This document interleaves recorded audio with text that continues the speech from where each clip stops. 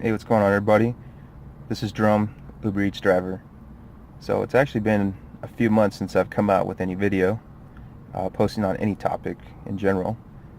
And my main reason for that really just I hadn't been working as much, or I just didn't really have any good ideas as to what you guys might want to know more of. And I think after driving a little bit longer, I've finally come up with a couple of things I finally want to talk about. So the first thing I wanted to discuss is something that is very exciting, and that's just to the Uber Eats community and Uber.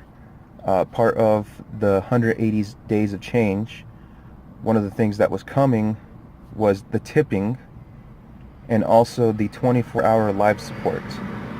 So if you had been driving for Uber for a while now, for longer than 6 months, then you would know that tipping was always only a cash option. They didn't offer it through the app like some of the other platforms did, like Grubhub or Lyft did. So that was a pretty exciting thing when that finally came out back in July here in Phoenix.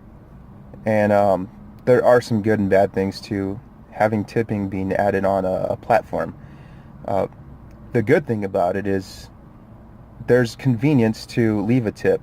You no longer have to rely on the person leaving you cash at the moment you drop off their food. Now the customer actually gets up to 7 days to leave a tip through the app after the food has been dropped off. And a lot of times the reason that they may not leave the tip right away is just because they haven't logged back into the app. Because once you complete the trip, they have to log back into the app to leave a little survey or give you a star rating, and at that moment of time is when it will offer the tip option. And generally speaking, it might give you like 3 options of a set dollar amount, so like $1, $3, $5, and then there will be an option for them to leave other amounts, and they can enter exactly how much they want to leave you as a tip. The bad thing about this is now that tips, since they have a paper trail, and they can see now how much of a tip you got on each delivery, this now has to be reported on your 1099. Before, you are supposed to report your cash tips, but generally speaking, a lot of people probably may not do that. They don't want to have a more of a tax liability. But of course, that's not an issue either, because you still get write-offs. For example, if you eat during your time you're online, you can write off your lunch or whatever, and you can also write off your gas mileage, or you can write off the amount you spend in gas every time you fill up. So make sure you save your receipts for everything, and you can save your receipts and leave them in a shoebox if you want to. You can put them in some type of a container. It does not matter. Or you could even get one of those little scanning devices where you can upload it onto your computer and save it that way. Really just depends on how much work you want to put into it. Me personally, I did buy one of those scanners, and with my type of computer, it's a little bit of an older version, so there's a lot of issues with it. So I don't want to do it that way. It's just too tedious, and I don't have enough time. Being as Uber is just a side thing for me. Okay, so again, the second thing I want to talk about was the 24-hour customer support.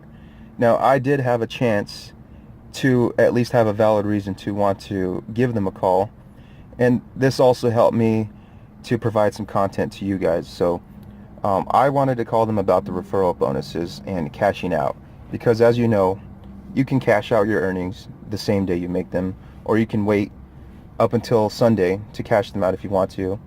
And if you don't want to cash it out, it'll just be direct deposit on your bank statement. But my call to them was really just to figure out if I could cash out the referral rewards. So the process of getting somebody on the phone on the 24-hour customer support was pretty simple. It really was just listening to a few menu options and clicking the best one that described what I needed.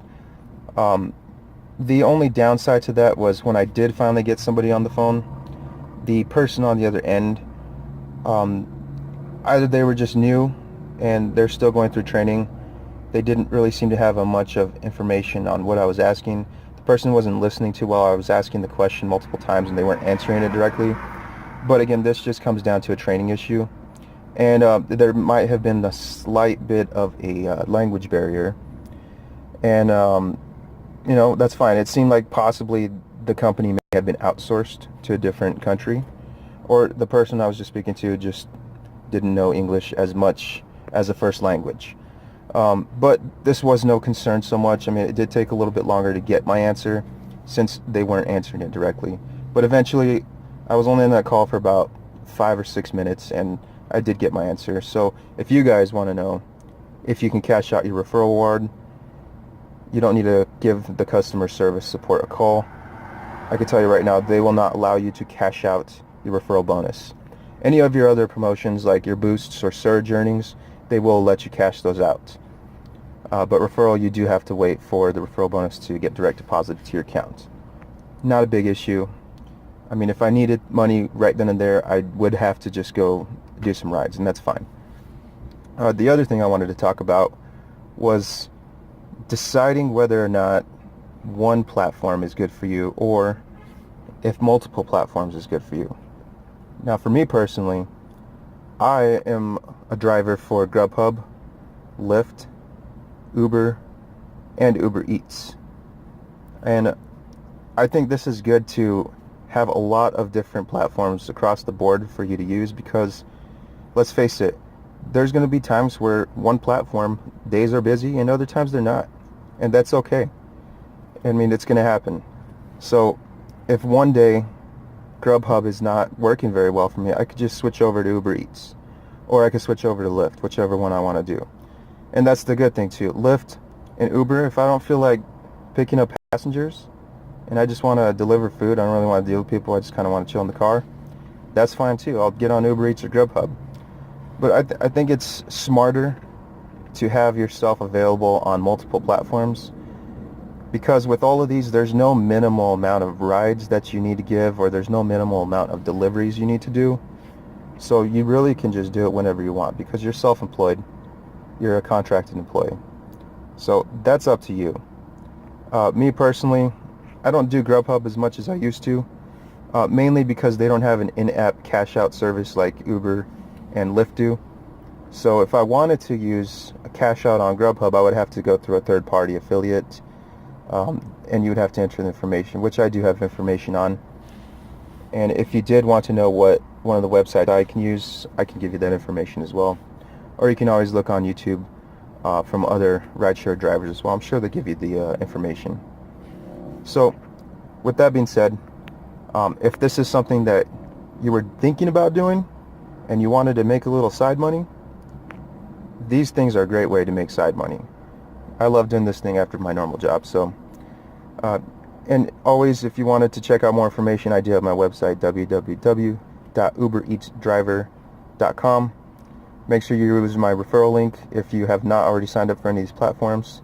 For Uber mainly, the referral link will get you a promotion. Depending on what state you're in, it could be anywhere from $10 all the way up to $1,000, I think. So check that out. I'll see you guys next time.